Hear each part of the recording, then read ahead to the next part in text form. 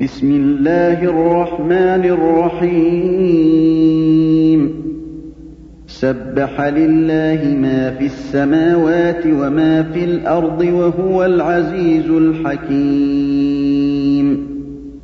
هو الذي أخرج الذين كفروا من أهل الكتاب من ديارهم لأول الحشر ما ظننتم أعوذ بالله من الشيطان الرجيم بسم الله الرحمن الرحيم الحمد لله ثم الصلاة والسلام على أشرف المرسلين سيدنا محمد وعلى آله وصحبه وسلم.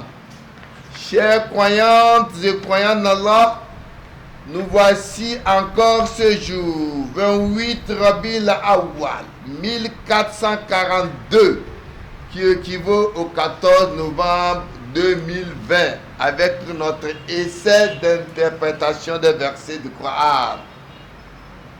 Le samedi passé, plus précisément le 21 Rabi'l Awwal, qui est le 7 novembre, nous avons évolué du verset 88 au verset 92 de Souratul Isra, où dans ce verset, Allah subhanahu wa ta'ala a lancé le défi sur l'authenticité et la véracité du Saint-Coran comme étant le livre révélé par Allah subhanahu wa ta'ala.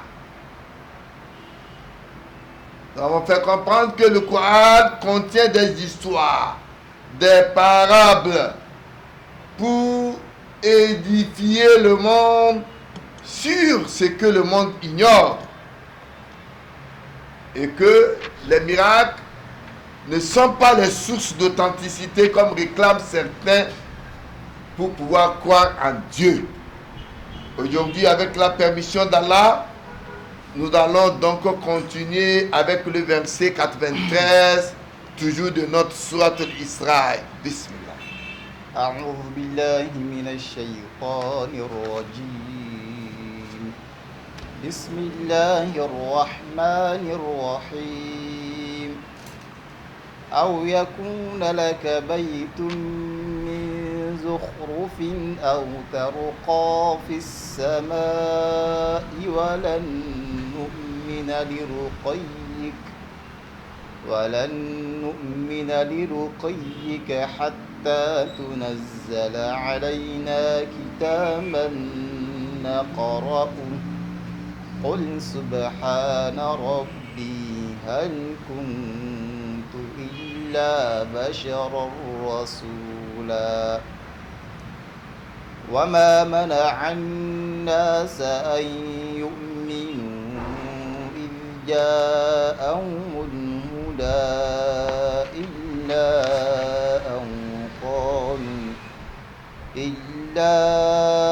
أن قالوا أبعث الله بشرا رسولا قل لو كان في الأرض ملائكة يمشون مطمئنين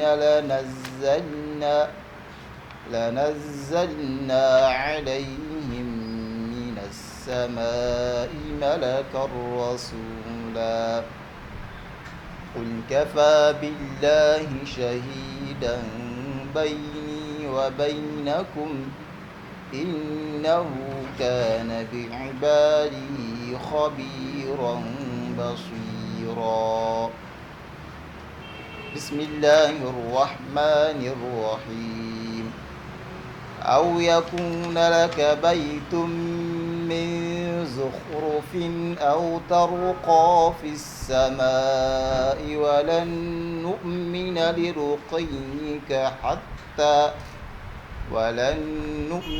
لرقيك حتى تنزل علينا كتابا نقرأه قل سبحان ربي هل كنت إلا بشرا رسولا.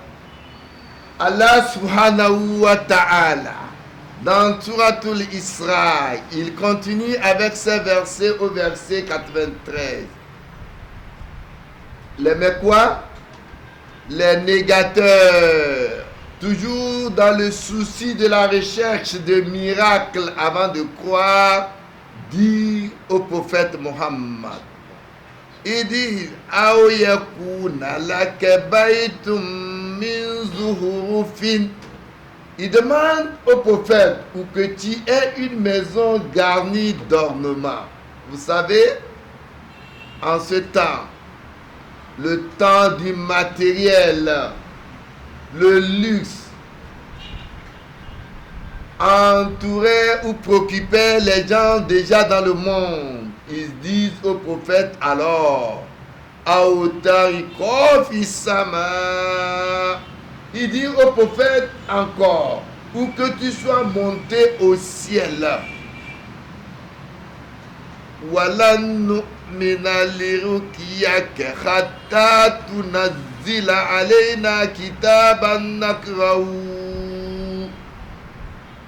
Cela fait mention de l'ascension du prophète Mohammed, qui a fait d'Israël, qui est monté au ciel depuis Masjid al-Aqsa.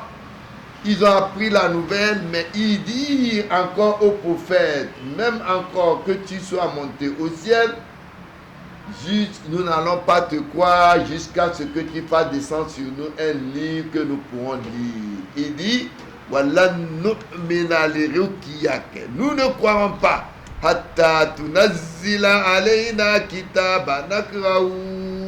Jusqu'à ce que toi, le prophète, tu fasses donc descendre sur nous un livre que nous puissions lire.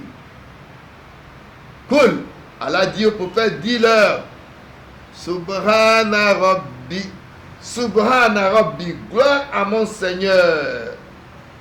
Allah dit, Hal kuntu illa basharan rasula.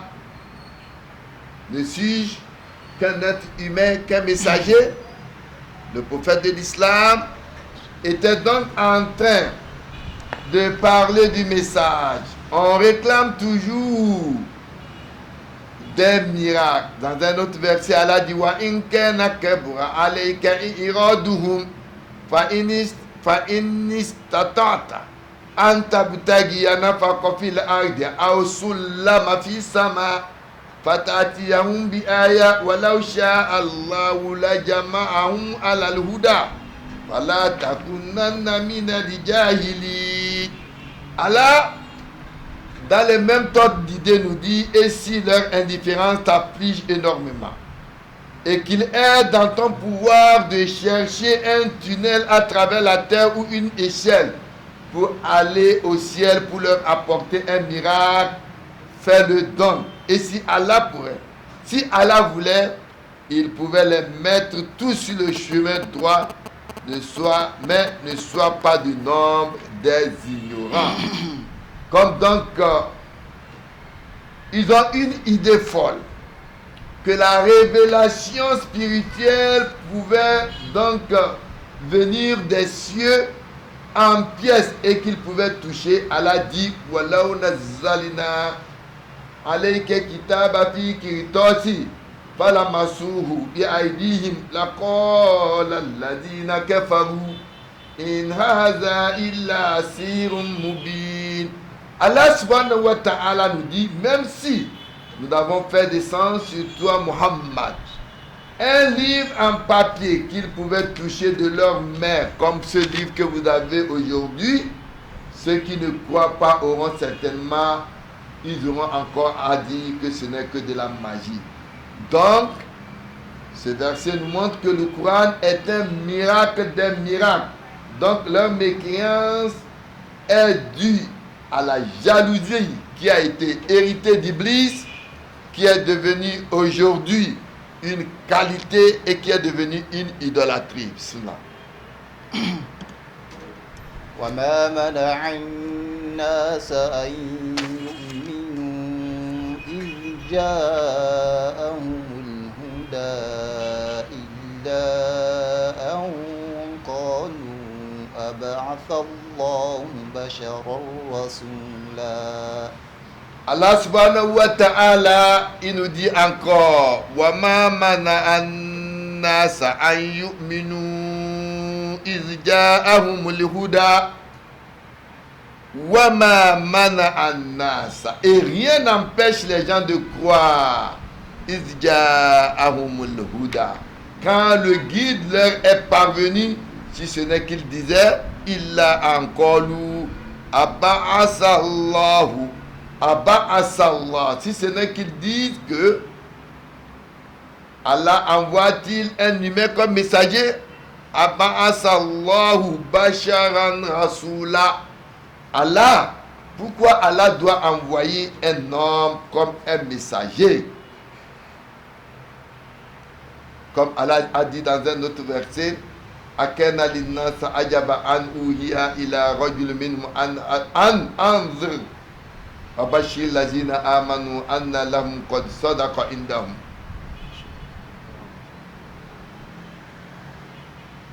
Dans un autre verset, Allah dit Qala ta'ala Zalika bi annahu kana ta'atihim rusulan bil bayyinati faqalu abashar yahdunana. Ils sont toujours étonnés avant de croire. Pour eux, Allah ne devait pas envoyer un homme, mais un ange pour venir leur annoncer. Allah dit la Qadija akum rasoul min anfusikum. Allah dit qu'il accepte envoyer un prophète parmi vous. Donc, il y a toujours une incompréhension entre les ignorants qu'un homme ne peut pas être un messager d'Allah. Ils rejettent la prophétie parce que pour eux, un être qui mange, qui a une famille, ne peut pas être un envoyé de Dieu. Raison pour laquelle certaines personnes prennent leur prophète comme Dieu, d'autres comme fils de Dieu, une incarnation de Dieu pour certains. Chers croyants en Dieu et croyants, quand un homme atteint un niveau d'honneur et de dignité, ses frères sincères se réjouissent, mais ceux atteints de mauvaises idées dans leur cœur, qu'Allah place une maladie, fi qulubihim maradun, dans leur cœur qu'Allah place une maladie, ils deviennent alors jaloux comme leur photocopie qui est Iblis. Iblis, c'est la jalousie qui l'a poussé à rejeter la supériorité d'Adam. Et c'est ça l'esprit qui anime les négateurs au temps du prophète Muhammad pour dire que mais depuis quand il est né, il est de quelle famille. Pour ces personnes, le fait que leur frère a reçu la grâce de Dieu est souvent suffisant pour être contre leur frère. Toute autre raison avancée n'est que des arguments. Donc, pour eux, un être humain comme le prophète ne peut pas être un envoyé de Dieu. Bismillah. قل لو كان في الأرض ملائكة يمشون مطمئنين لنزلنا عليهم من السماء ملكا رسولا. Allah subhanahu wa ta'ala dit قل لو كان في الأرض ملائكة يمشون. Dis, s'il y avait sur terre des anges marchant tranquillement, yamshuna mutma'innin, des anges qui marchaient tranquillement sur terre, Allah dit la nazzalina alayhi minas sama'i malakat, nous aurions certes fait descendre sur eux du ciel un ange comme un messager. Wa nazzalna alayhi minas sama'i malakan rasula, nous aurons donc envoyé sur eux, faire descendre sur eux, ou bien sur la terre ou du ciel, un ange comme un messager.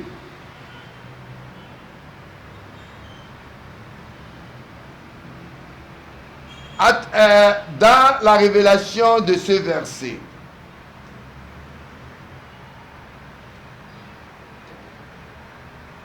le prophète Muhammad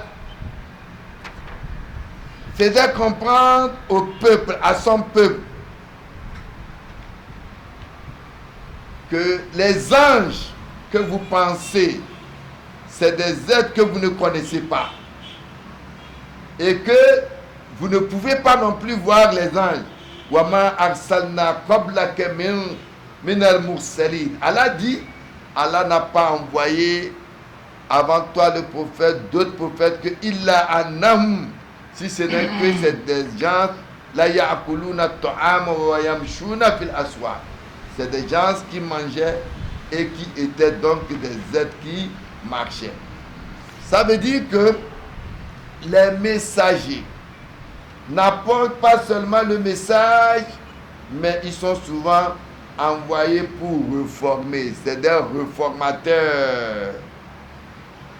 Ils font une réformation de la vie qui convient. Et que les messagers d'Allah doivent appliquer le principe de message selon les circonstances de l'existence humaine et doivent servir eux-mêmes d'exemple de ces principes. Au temps de Moïse, c'était la magie. Il fallait que Moïse prouve que la magie d'Allah subhanahu wa ta'ala dépassait celle de Pharaon qui s'était déclaré comme Dieu. Ils doivent donc lever les équivoques de ceux qui écoutent le message et le comprennent.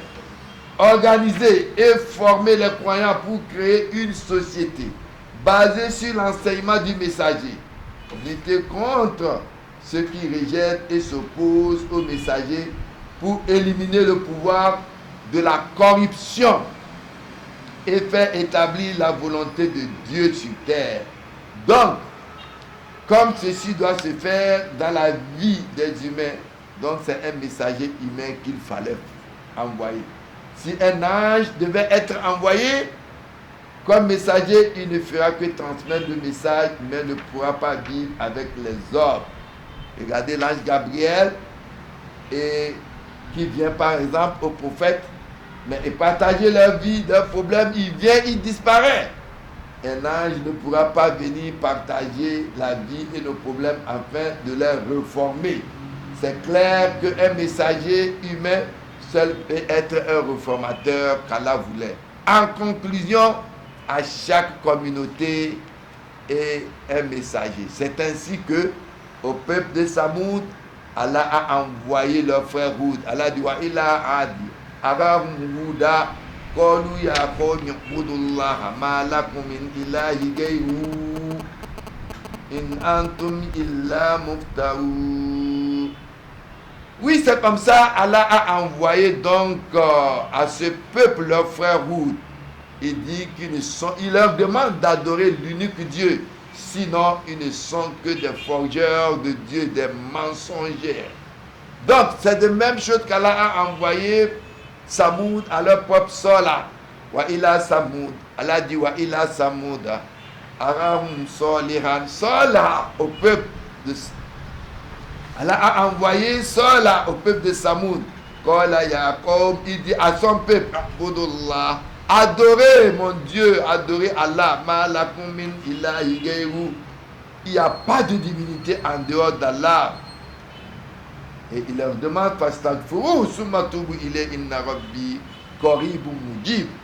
donc aussi au peuple de Lut, pour les anges venus au peuple de Lut, Allah dit walamma ja'at rusuluna Lut si abihim wadoko bihim zar'a. Et quand nos émissaires, les anges, vinrent à Lut, ils furent chagrinés pour eux et éprouva une grande gêne dans la présence. Donc des gens créent une perturbation donc à l'homme.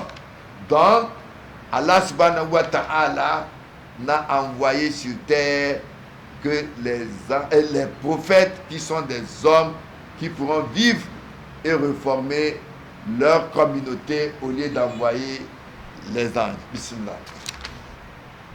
قل كفى بالله شهيدا بيني وبينكم إنه كان بعباده خبيرا بصيرا. Allah subhanahu wa ta'ala nous dit, Kul, dis, toi le prophète, Kul, dis, Kafa billahi shahidan bayni wa baynakum.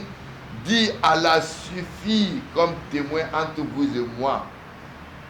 Il dit, Innahu, certes Allah, Kana bi ibadihi khabiran basira. Il est sûr, ses serviteurs parfaitement connaisseurs et clairvoyants.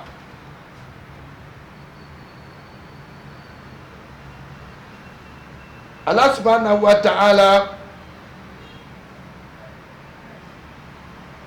il veut nous faire comprendre que le message que le prophète, qu'Allah a envoyé au prophète, n'est que sa parole. Et s'il avait forgé quelques paroles qu'il nous avait attribuées, nous l'aurions certes, Allah dit, nous l'aurions certainement saisi de la main droite. Allah dit, ensuite, nous lui aurons tranché l'arbre. Donc,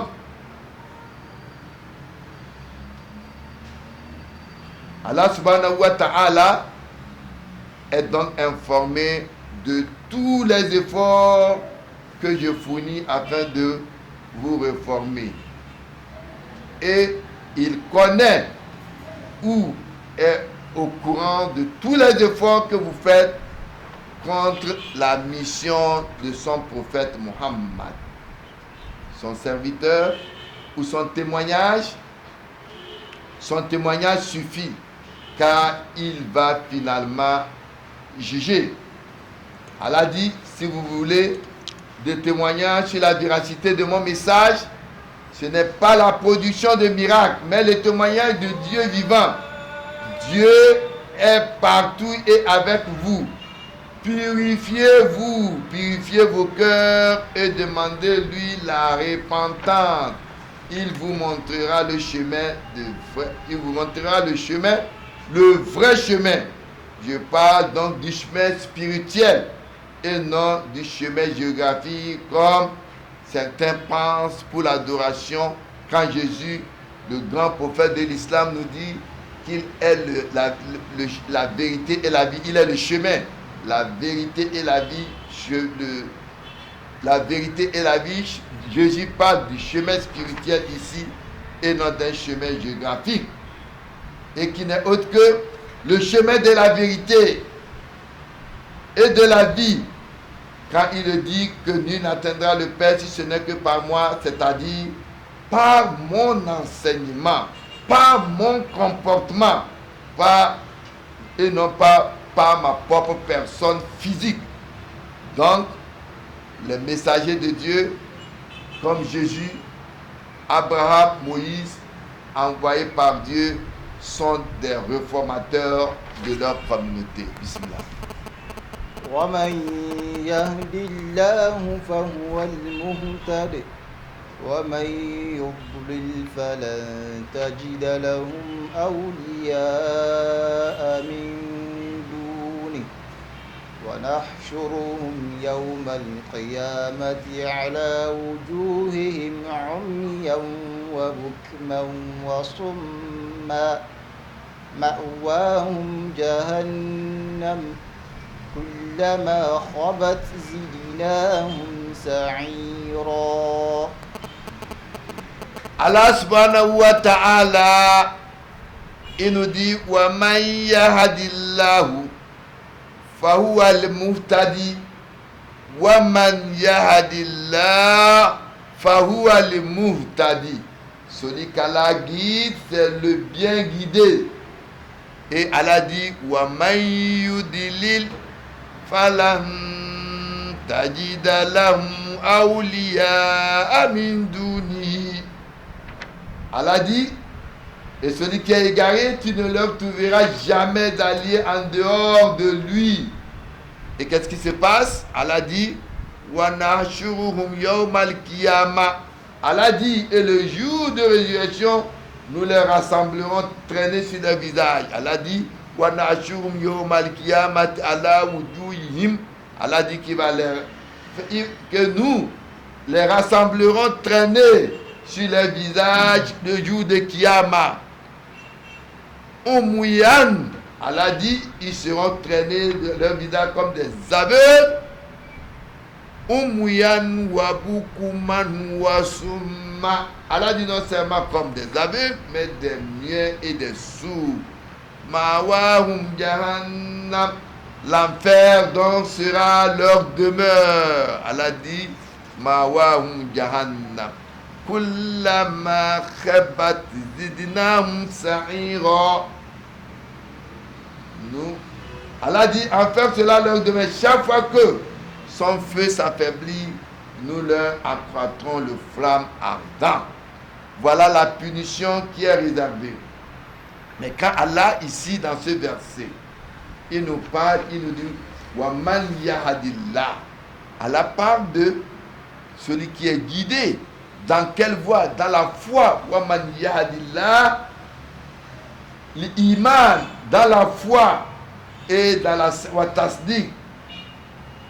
Ma ji'ta bihi min indi rabb. Celui qui a la vérité de ce qui a été révélé au prophète Muhammad, c'est lui qui est sur le bon chemin. Et celui qui ne croit pas, voilà ce qu'Allah dit, lui sera réservé.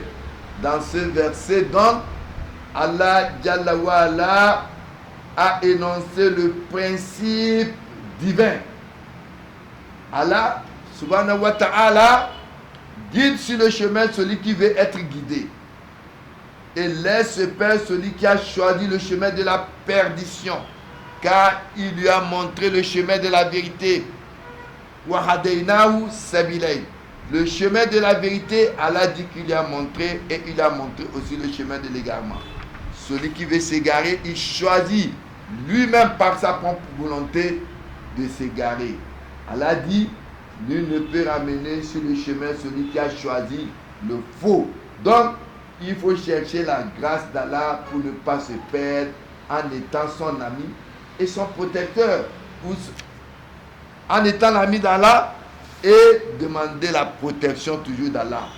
Quand vous persistez dans la voie du mal, vous perdez la faculté de juger de ce que Dieu vous a fait don. Vous ne voyez pas les signes de Dieu.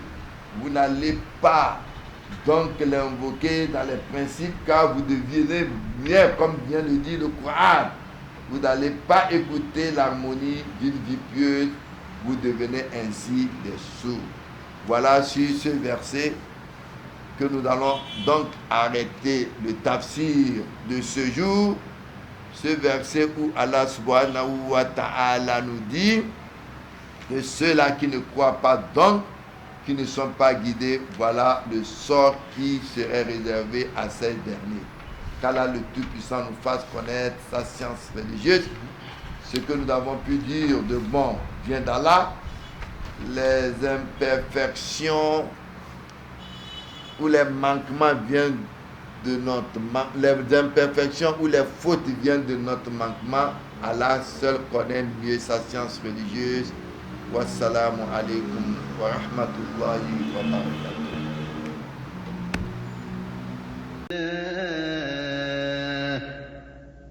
وتلك الأمثال نضربها للناس لعلهم يتفكرون